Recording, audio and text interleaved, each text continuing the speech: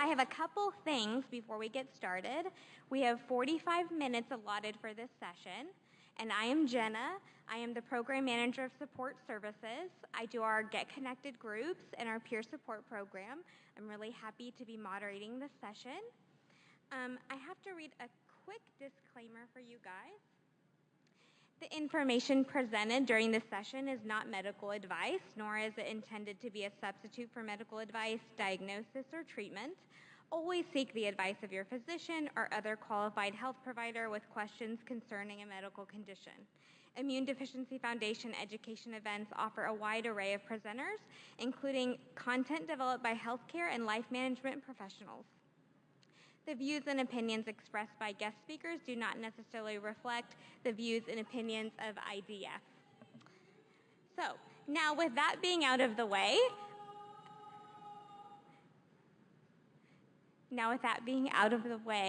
I have the opportunity to introduce to you Dr. Fulahan. Dr. Fulahan is a professor of pediatrics at CUMC and the clinical director of pediatric allergy, immunology, rheumatology at Columbia University Irving Medical Center. He is also the program director of the Allergy Immunology Fellowship at New York Presbyterian Hospital. And Dr. Ramsey serves on the medical advisory committee of the Immune Deficiency Foundation. If you would like more on Dr. Fulahan, you can see his full bio on our conference app. So without further ado, I am now going to introduce you to our presenter, and a big applause. Thank you, Dr. Fulahan. Thank you very much for the kind introduction, and thank you all for being here. The subject is very dear to my heart, but I'm more interested in answering your questions than really telling you the little bit that I know. It's really an overview. Tomorrow, Dr. Chen's giving some probably more up-to-date and novel findings with Hyper IgM, so you'd probably be worth attending that tomorrow. And so I will try not to spend too much time on the talk and try to leave time for questions. So I'm just going to go very basic. You probably all know this, that the immune response is there to protect us from infection. It can clear extracellular pathogens and their toxins, can kill intracellular pathogens, can kill virally infected cells, can even get rid of some malignant cells for us, but can also cause allergic or autoimmune disease. And you've heard quite a bit from maybe in other talks about immune dysregulation, autoimmunity. They not necessarily go hand in hand, but a lot of times they have sort of the same underlying problem. We have different parts of our immune system. The innate immune system doesn't change in the person, but changes over generations. Hyper IgM syndrome is really more an issue of the adaptive immune system, where there's specific recognition of antigen, of the pathogen, of the specific infectious organism. Because of that, we need to generate enough cells to kill that pathogen. So there's a little bit of a delay before the adaptive immune system is fully active. But then it develops memory, so that the next time we don't have to wait for the delay, and we don't even necessarily feel that we have an infection. And there are two major components: antibodies made by B cells, and they clear these extracellular pathogens and their toxins, and then T cells that help antibodies make B cells. They help other white cells clear intracellular pathogens, and some T cells kill virally infected cells as well as malignant cells. And one of the things I want to show you, although even by the title of this, or the name of the Hyper IgM, it sounds like an antibody deficiency, but it is actually a combined immune deficiency. So this is schematically sort of the immune response, with T cells sort of orchestrating everything, giving help to B cells to make antibody, giving help to macrophages to kill intracellular pathogens, CD8 T cells killing virally infected cells with cytotoxicity, and then the neutrophils clearing pathogens that they can sort of phagocytose, ingest. Some encapsulated bacteria, though, they resist being taken up by neutrophils, and so they need antibody with or without complement, to enhance this uptake by neutrophils and allow the neutrophils to kill those cells. So those are the antibodies, those are the bacteria that give us trouble if we have an antibody deficiency. Primary immunodeficiency diseases, or now we call them inborn errors of immunity, which encompasses more than just the primary immunodeficiency, are results from single gene defects. They affect one or more components of the immune system, and as a result make us susceptible to infection or prone to autoimmunity, or sometimes to cancer. When did we start knowing about primary immune deficiency? Really not until antibiotics were discovered. Before that, dying from infection was not unusual. And so once antibiotics were around, we could see that some people kept getting infection, whereas others were not as sick. And the first description was about 70 years ago, in 1950, when Dr. Bruton identified a child with recurrent infections and described that the child had absent gamma globulins. We didn't call them IgG, IgA, IgM at the time, and had recurrent infections. He gave him plasma transfusion. Plasma contains IgG, so same that we do now, except it's not as concentrated in plasma, so you can only raise the IgG level a little bit, but that reduced the frequency of infection. And that condition, now known as X-linked agammaglobulinemia, is characterized by a defect in B cell development. So no B cells, therefore no antibody. The patients also have absent or very small lymph nodes and tonsils. And the gene defect was identified early probably 1990, as a signaling molecule, tyrosine kinase, named after Bruton. Fast forward about 10 years from 1950, X-linked Hyper IgM was discovered. It's a rare inherited immune deficiency. As you'll see, the theme, multiple groups sort of get involved with this condition. At the onset, Dr. Rosen at Boston Children's and Burton in Switzerland described this syndrome. In Boston, one of the two patients in the report was presumed to have X-linked agammaglobulinemia, came in with post-streptococcal glomerulonephritis, where antibodies generated to the streptococcal infection interacted with the kidney, causing inflammation. So he asked, how can somebody who can't make antibody have an antibody-mediated disease? So he took a sample. In those days, a huge centrifuge, maybe the size of this podium or even bigger, and you had to spin for overnight, and found that the patient had a high amount of 19S gamma globulin, which we now call IgM, because it's a bigger molecule. It's 5 molecules together, and very low or absent 7S gamma globulin IgG. And thus, Hyper IgM was described. This is now a little over 60 years ago. Patients are susceptible to recurrent infections, both upper and lower respiratory tract infections. That's typical of not having good antibody function or not having antibodies. But they also have opportunistic infection, which is typical of a T cell defect. Many have neutropenia. We still really don't understand why. It's really not autoimmune. And there is a slightly higher incidence of cancer that some patients get, which would make you think of also T cell defect or NK cell defect. The phenotype was characterized by not being able to switch from making IgM antibodies to IgG, IgA, or IgE, and also there's a very poor memory response. So patients have very low or undetectable levels of IgG, IgA, and IgE. So some patients have IgA, but many don't have any detectable IgA.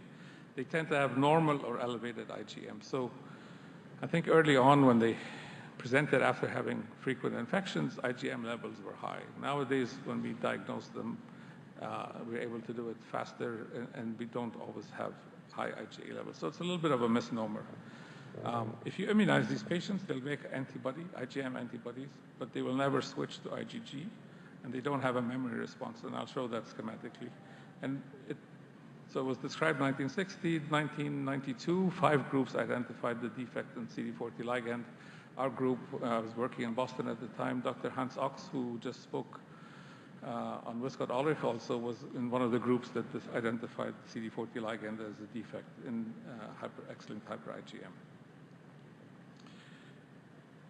So what is the issue of having different types of immunoglobulin antibodies, and why do we need them?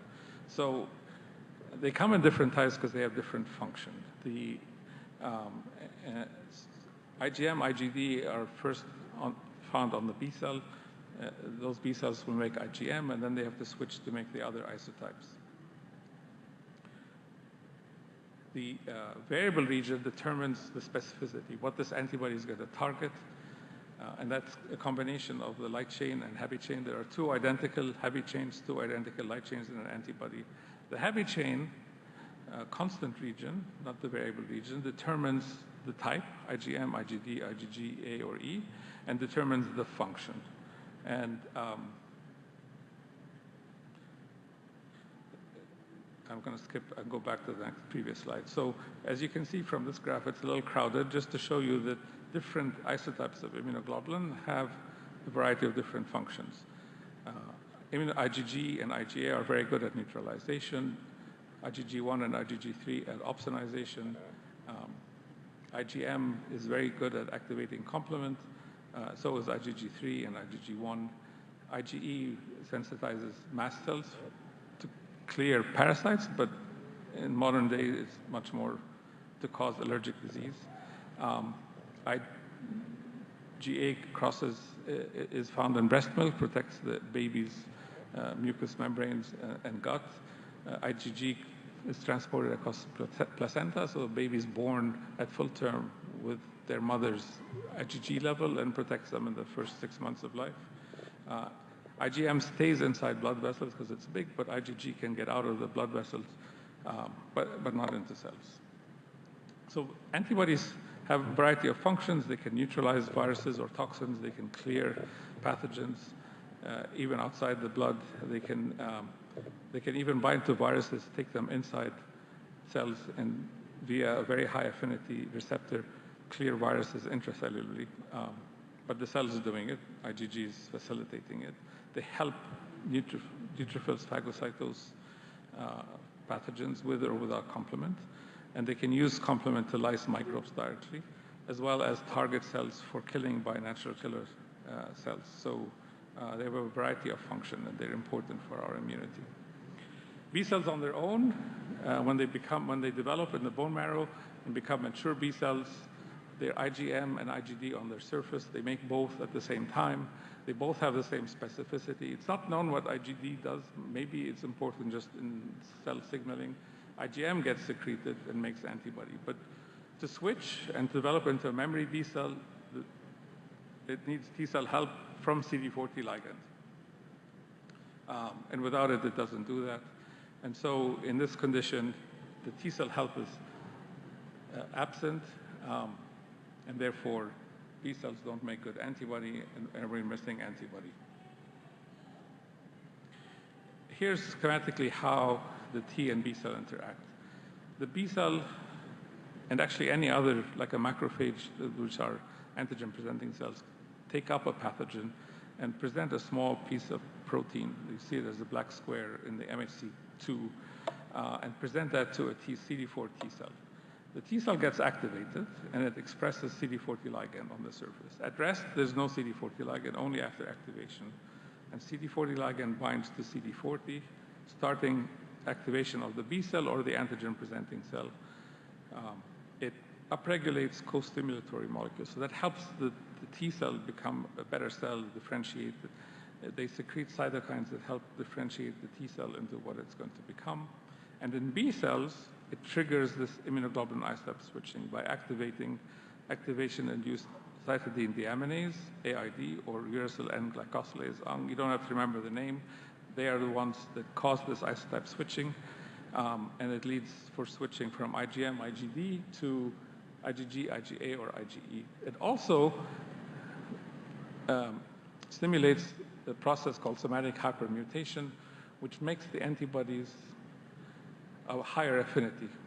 It can also, it's random, so some B cells will make poorer antibody, but those B cells die off. in the B cells that make a much higher affinity, we want really better functioning antibody, get a positive signal inside the lymph nodes, the germinal centers, and the spleen, and they survive. So X-linked hyper IgM is a defect in CD40 ligand. It's the most common because it's on the X chromosome. Boys, if they inherit an affected X chromosome, they only have one X chromosome, they will have the disease. Girls need to inherit 2 copies, which is very, very rare. So they usually are carriers. And in other conditions which are autosomal recessive, you really have to inherit 2 abnormal chromosomes, and therefore the chance is much lower. That's why X-linked is much more common. But you get the same type of disease with defects in CD40. In this case, it's autosomal recessive. It affects boys and girls equally. And you have the same very, very similar condition because it's affecting this process very early on. So it's preventing all this stimulation to the T cell and, of course, everything downstream in the B cell. But defects in AID and UNG will also give you hyper IgM. In this case, it's not affecting the co-stimulation to T cells. So these are probably mostly an antibody deficiency without a T cell immunodeficiency. And when you look at the patients, the CD40 ligand, CD40 defects will have opportunistic infection, whereas the AID and UNG, they have actually big lymph nodes, big follicular centers, but they don't have opportunistic infection. So how do we diagnose? Well, we can do genetic testing, of course, but in the laboratory, we can also look for CD40 ligand.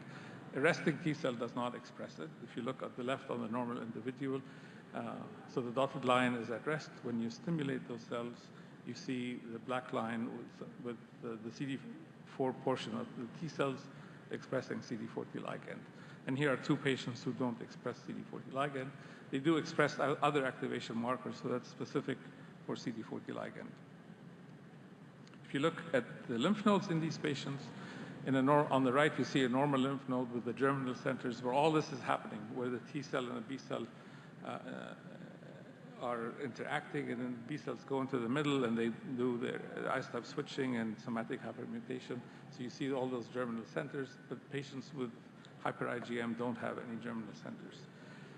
The AID and UNG will have big germinal centers and big lymph nodes, but I don't have a picture of that.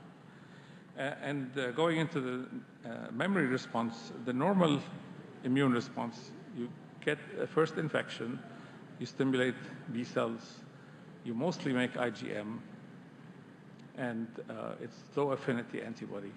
And you keep some cells around. When you get a repeated infection, you have a memory B cell already there. Now it gets activated very quickly, starts making a lot more IgG than IgM. It needs T cell interaction here. And you see that there's the heightened response. That's the memory response. However, in hyper IgM, if you get another infection, or if you do this as immunization, you always get a primary response. You never get a secondary response. You never get memory. So this is the absence of memory. So what do these patients present with? Majority will have pneumonia. About half of those would be opportunistic with pneumocystis.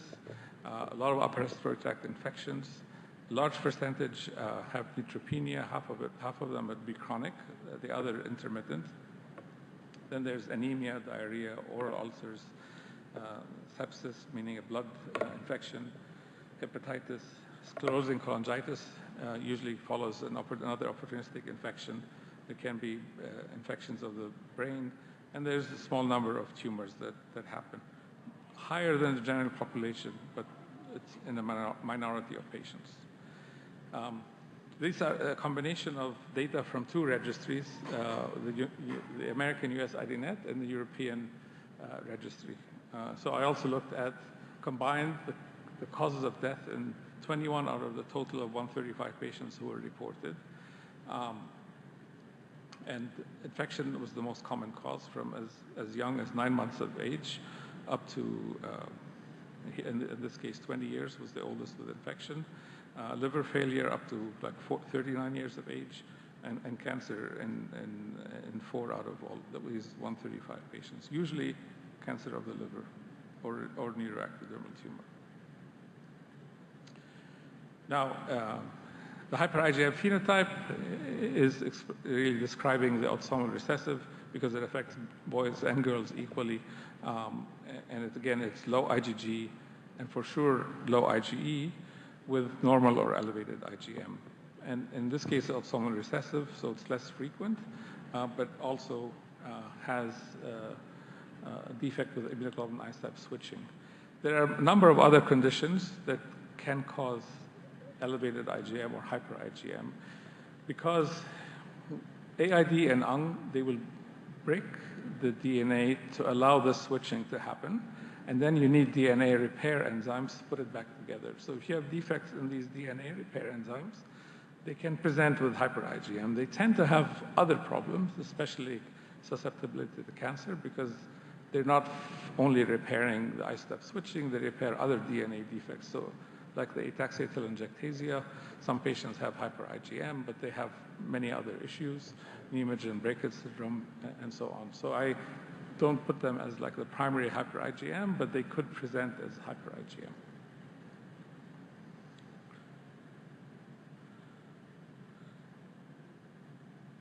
So the CD40 is autosomal recessive, but it behaves just like the X-linked. Otherwise, the phenotype is the same. The AID-UNG patients, they tend to have recurrent infections. They do not have opportunistic infections. They have large lymph nodes, normal elevated IgM, and they tend to have autoimmunity. This is a more recent survey of all hyper IgM in the US Immunodeficiency Network from 2016 from Dr. Cunningham Rundle's group. And you can see the age of patients at their last visit that was sent to the US Immunodeficiency Network. Again, very few patients after 30, 35 years of age, so after 40 years of age. So a serious disease, unlike severe combined immune deficiency, survival beyond 1 to 2 years is very rare. In this case, there's good survival, but still quite a serious disease. The non-infectious complications include neutropenia, GI, aphthous ulcers, anemia, sinopulmonary disease, airway disease, lymphadenopathy would be more in the autosomal recessive. Poor growth and sclerosing cholangitis in some cancers. Now it's up to like 60%, 6%, I'm sorry. How do we treat hyper IgM? So clearly there's poor antibody, so we replace antibody with immunoglobulin, either IV or subcutaneously. If there's infection, it has to be treated.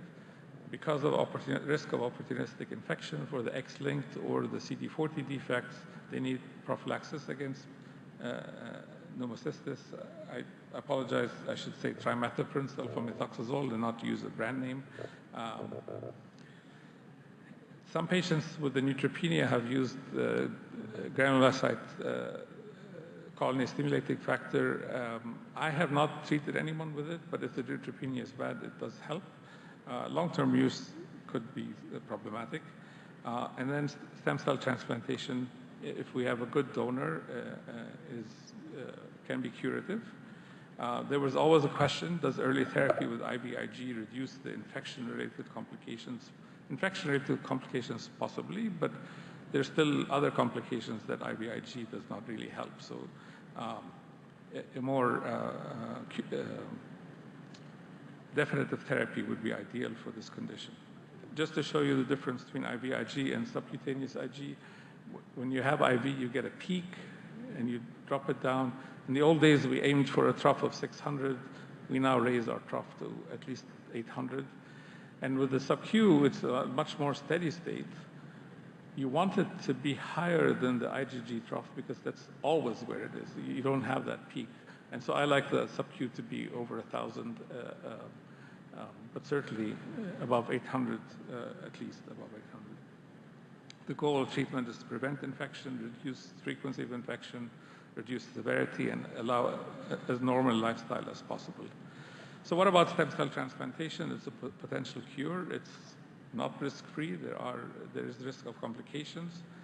There are novel approaches to reduce complications. decreasing the amount of chemotherapy beforehand with the reduced intensity chemotherapy. Mini transplant was a different name for something, for a similar, less intense preparation. But the question was, do we have data to show how well it is? And so a colleague put an international multi-center study and examined 176 patients who were diagnosed between 1964 and 2013. So that's about a 50-year period. And you can imagine stem cell transplantation evolved over this time. 67 patients, about 38% had received a stem cell transplant. If you looked at survival, there was no difference between the two groups. However, if you looked at quality of life, it was better after transplantation. And then if you looked with time, you saw that the risks associated with stem cell transplant decreased between the years of those diagnosed in 1987 to those in 1995. So in more recent transplantation, there was lower risk with the transplantation. The transplant early age was associated with improved survival. So still not a clear answer, but it is a cure, and it does. Nobody who had a transplant had cancer. I don't know if we have enough numbers to say that it's totally gone, but it certainly improved the outcome that way. Just the Europeans, they were part of the bigger study, but they also had similar results. Still, survival was only at like 68% compared to 90% or so for SCID, for severe combined immune deficiency. And 12 of the patients who died from infection-related complications. If patients, there's always a dilemma. When do you do the transplant? Do you really need to do it very early on? In general, the outcome is better if you do, but it's a big decision to make when somebody's not been that sick. Whereas if already some morbidity has developed, the outcome is not as good, especially if there was lung damage or a significant liver disease. And finally, how about gene therapy? Now that we know the genetics of many diseases, gene therapy is really maybe the holy grail, if you like, because we know the gene defect, we want to correct it. The problem with X-linked Hyper IgM is that there's no survival advantage. So if you test their T cell subsets, they're like any other person, they're normal. And by the way, that also means that you can't pick them up with the TREC newborn screening. Hopefully we can develop other modes of newborn screening, but with the current newborn screening for severe combined immune deficiency will not pick up Hyper IgM patients. The CD40 ligand is not expressed all the time, so you need to, and if you do express it all the time, in mouse models, you get inflammation, lymphoproliferation, so it's not a good outcome. So we need a really good knowledge of the regulation of CD40 ligand. We do have an animal model, so it could be tested there. And what probably needs to happen is that it's corrected at the site of where the gene is. There is a talk on correcting the X-linked agammaglobulinemia gene in its place by Dr. Cohn, I think maybe tomorrow. That would be very attractive, especially if it can be applied to Hyper IgM. I know there are people testing, putting a normal copy in the location of the gene so that the regulation stays similar. It's still being tested, so it hasn't made it to clinical trials yet. But hopefully, as we gain more knowledge and better methods for gene transfer, we'll be able to provide gene therapy for X-linked Hyper IgM.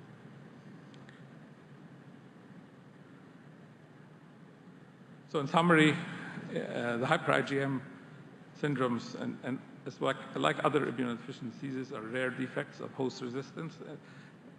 We've learned more about the disease. The diseases have helped us learn about the immune system.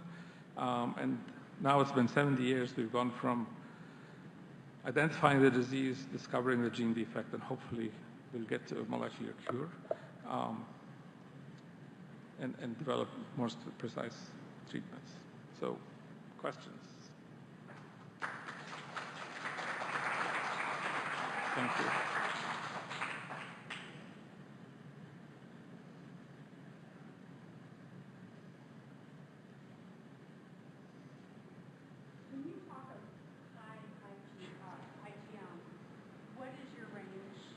low range of high? Yes, yes. So, you know, as you probably know, immunoglobulin normal levels change with age. And so for a child, an IgM of 200 might be high. For an adult, it might be in the normal range. So it has to be above the normal range for age. I don't think it's as important as the fact that you have a low IgG. I don't think the high IgM is important. There are many conditions. Sometimes just recent infections, you have a slightly elevated IgM, but if your IgG is normal, if you're making good antibody, it's not what we're talking about. Essentially here, the issue is that you're not switching to the other immunoglobulin types, certainly not to IgG, and you're not able to make antibody. So you immunize the patient with a tetanus vaccine, there's no antibody tetanus. It's essentially zero, undetectable. That's the issue, I think, there, more than the high IgM.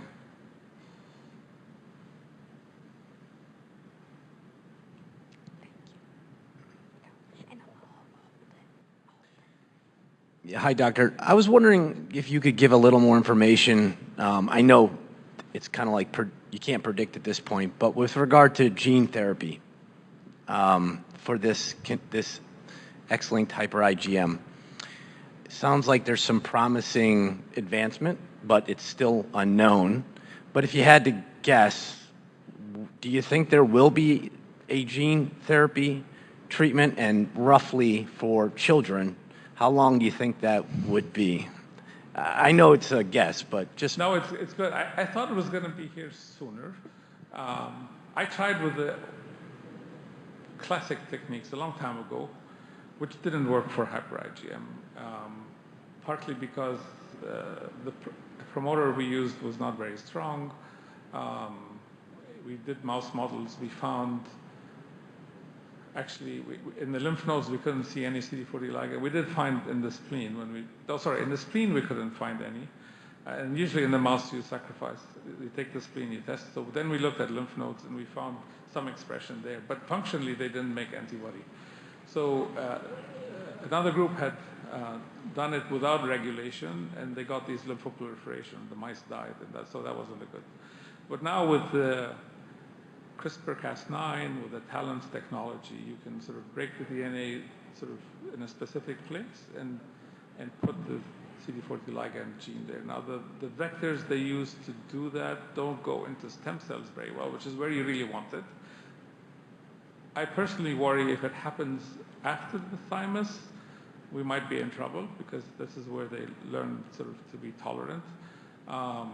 If it's done in the thymus, might be okay. And certainly we'd want it to be done before the thymus. I know there's a group in Seattle, a group in UCLA. I haven't heard updates recently, so partly it's maybe I missed those talks. So I can't say if we're really close or not. But I would keep an eye anyway, because I'd want to make sure there's no autoimmunity in the result of the process, and how efficient it is going to be. There's no selective advantage. I mean, there might be a small selective advantage.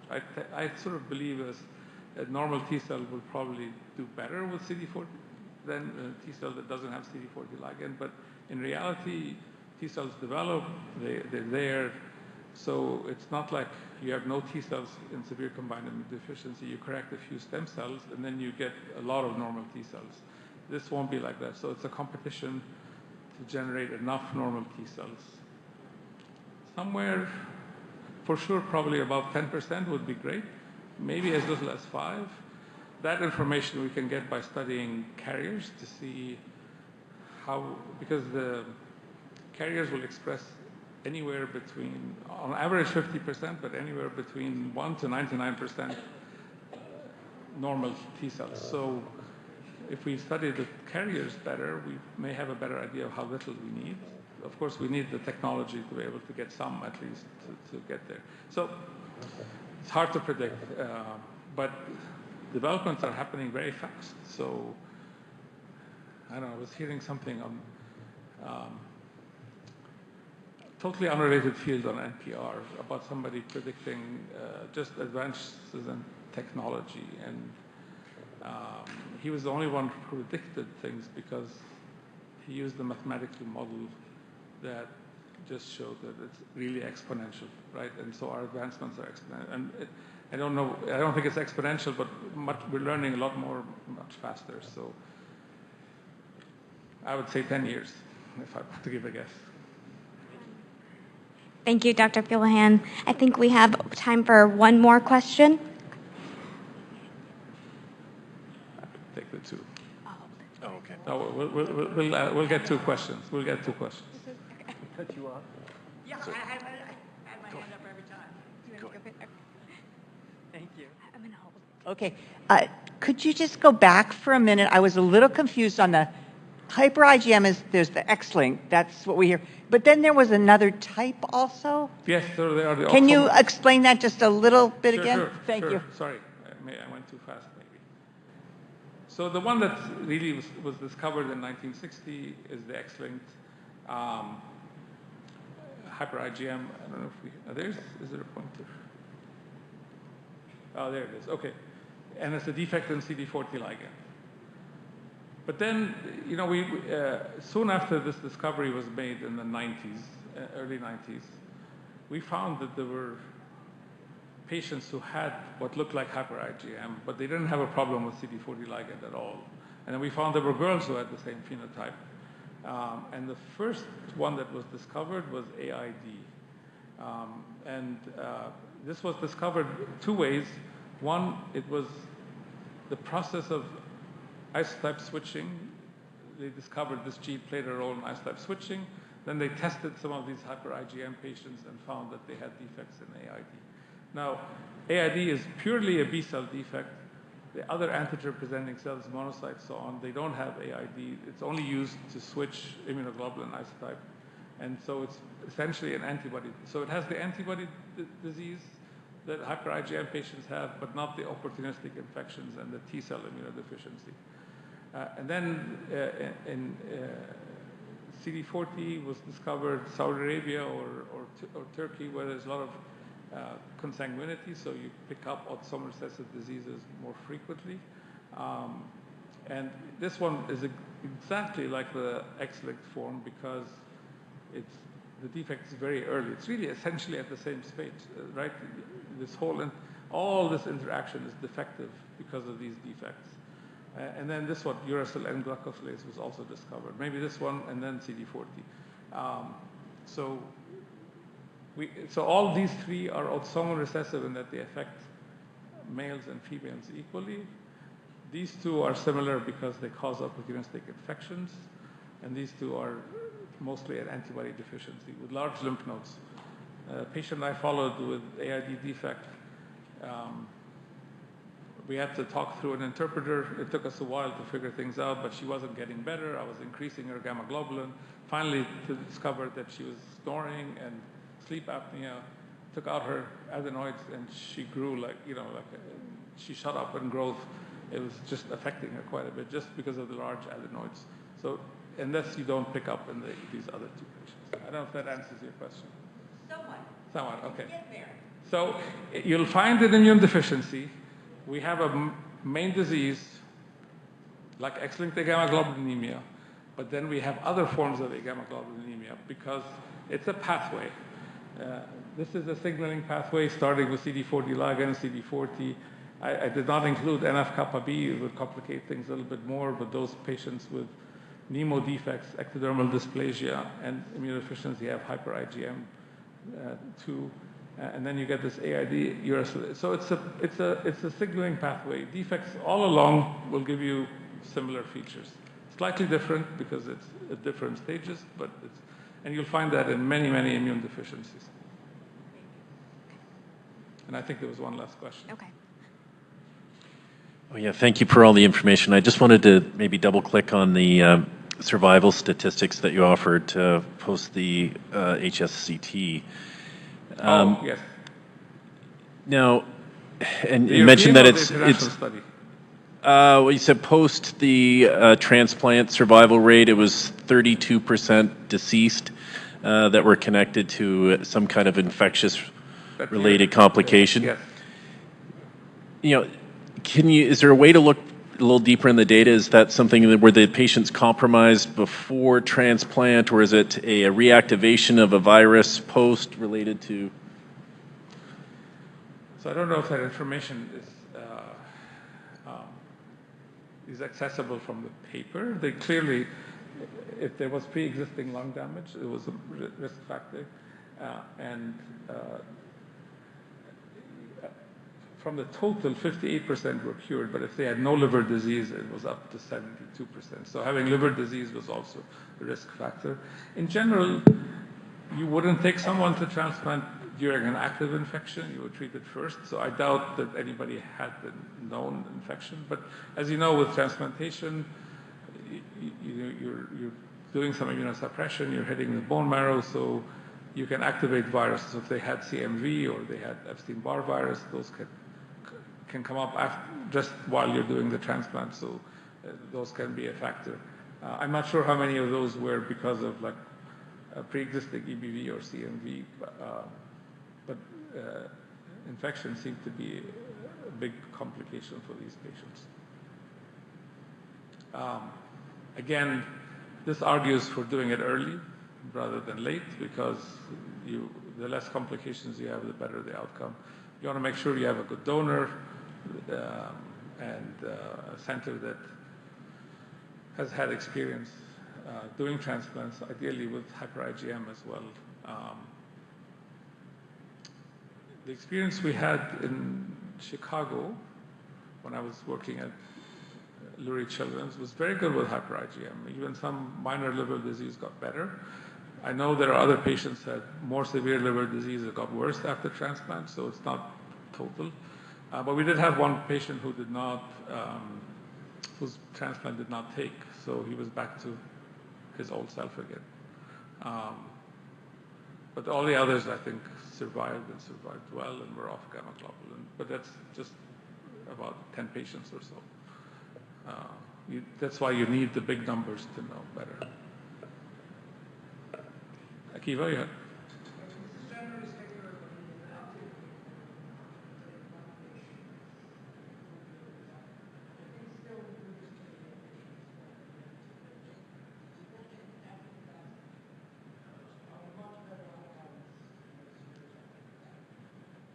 Everywhere, I think after 2000, much better outcomes than before 2000. It's just,